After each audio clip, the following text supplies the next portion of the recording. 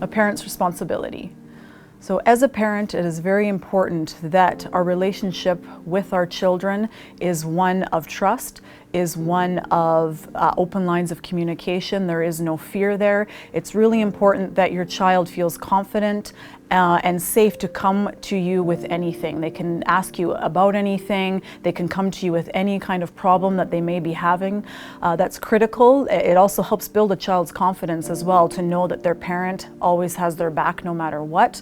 It's also important that, especially when we get into the teenage years, where maybe some rebellion is coming in, that we don't find our children, lying to ourselves, or the child lying to the parent, I'm going to stay at my friend's house, but really they're going to meet this person. There's been countless cases of, children lying to their parents about going to one place, something happens.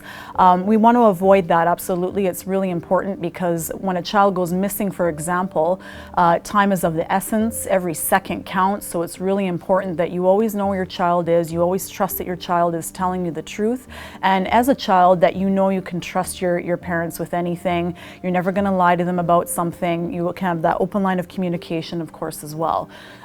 There are countless cases, as I said, where there have been situations where a parent has locked their child out of their house, for example, because they keep missing curfew, and then unfortunately, due to that lockout of the house, there have been situations where the child goes missing, the child ends up being assaulted. Something happens in that time, and it's certainly nobody but the perpetrator's fault. As we have worked with countless victims of violence, hundreds and hundreds of high school students, we can tell you from personal experience and stories from these survivors of violence that there was a lot of miscommunication at home. They were fighting with their parents. They did things in spite of to spite their parents, for example, and unfortunately that kind of led to what happened to that person. And again, this is not blaming whatsoever, but it just demonstrates the importance of open lines of communication, feeling safe in your home environment, being able to communicate